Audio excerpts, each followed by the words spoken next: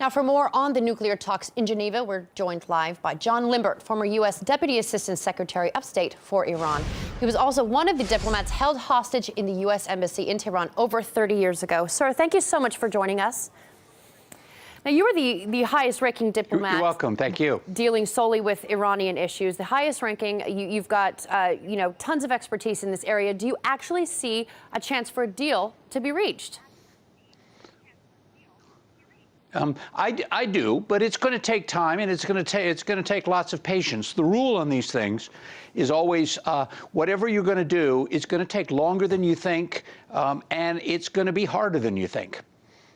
Well, we're talking about many years of hostility, 30 plus of very little other than insults. You've likened diplomacy between the two countries as the land of Narnia, always winter, never Christmas. If no agreement is reached in a reset, if no agreement is reached, can a reset of these relations even be possible?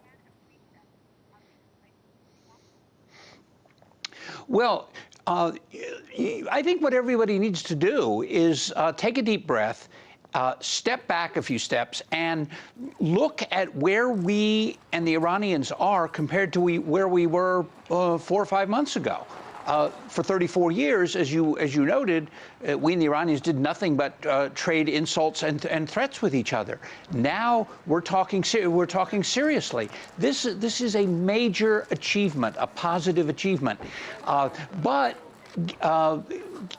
reaching an agreement at the end of the day means putting aside all of that hostility, all of that suspicion. Because lurking in the background is this idea that if I say yes to what they propose, maybe, just maybe, I'm being cheated.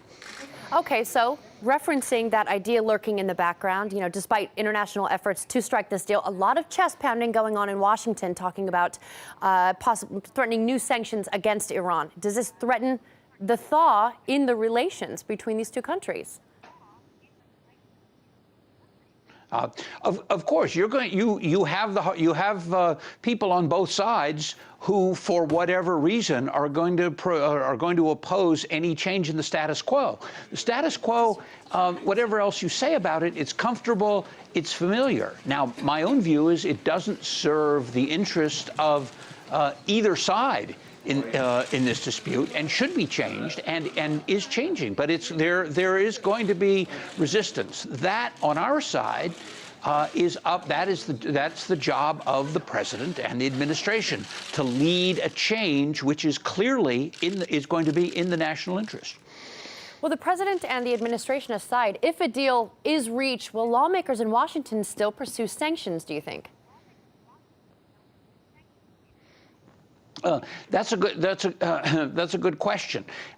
They can, of course, sanctions resolutions have an unfortunate history, not just against Iran, but generally. If they come to a vote, they usually get overwhelming support.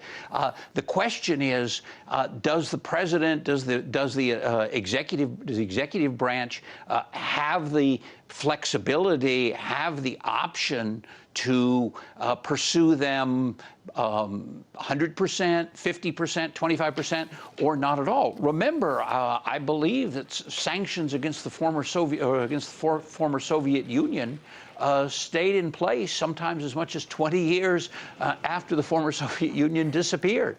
That's a very good point. In your opinion, have the international sanctions in this case proven effective against Tehran?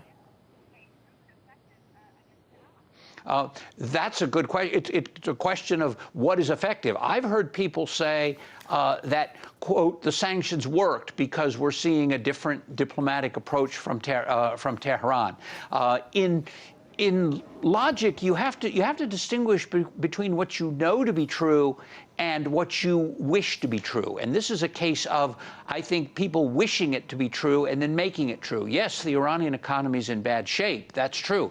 Is it because of the sanctions? Maybe, but we really don't know. I've never seen any evidence of it, and there's strong indications that there are other factors, particularly economic mismanagement, that have led to the economic problems that undoubtedly exist. Okay, well, let's take it from the French angle. France was accused of blocking the deal by introducing new conditions.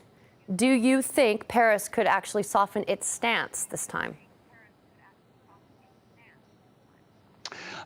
There, I'm going to take the diplomatic way out and say you really have to talk to the French about this. I think, but speaking of the French, I mean, wasn't it Napoleon who said, "May all my enemies be coalitions"? Coalitions are notoriously difficult to deal with and notoriously difficult to keep together. We'll try to give France a call in that case and get them on the phone, see what they've got to say on this then. Let's talk about Israel. Israel is strongly opposed to the current deal. If the consensus is reached in this case, how likely is it to disrupt the ties between Israel and the U.S.? At the end of the day, I don't think it's going to. That's a strong relationship. It's a long and very deep relationship. As I understand it, what my Israeli friends tell me is within Israel itself, there's a lot of controversy over the issue of Iran and what should the Israeli stand be, and some of the more extreme stands that are coming out, which oppose any deal, are creating concern in Israel. A lot of people have been criticizing the prime minister. Look, what Prime Minister Netanyahu seems to be asking for is not a negotiated deal, but in fact an Iranian surrender where they are pressured into simply giving up. Well, that's not a negotiation. That's a surrender. And if you do squeeze somebody so hard that they surrender, such an agreement simply isn't going to last. Both sides have to believe that they got something out of the negotiated deal. Okay, so aside from these one-on-one relationships between Iran and other countries, how will the outcome of these talks impact the international community's relations with Iran, do you think? Well, it's been back and forth between Iran and the international community. For 34 years, Iran has seemed to lurch from one extreme to the other. At one point, it talks about being part of the international community. It wants to join the international community. And then it goes out and does something such as overrun an embassy, whether it's the US embassy in '79 or more recently the British embassy, that calls that intention into question.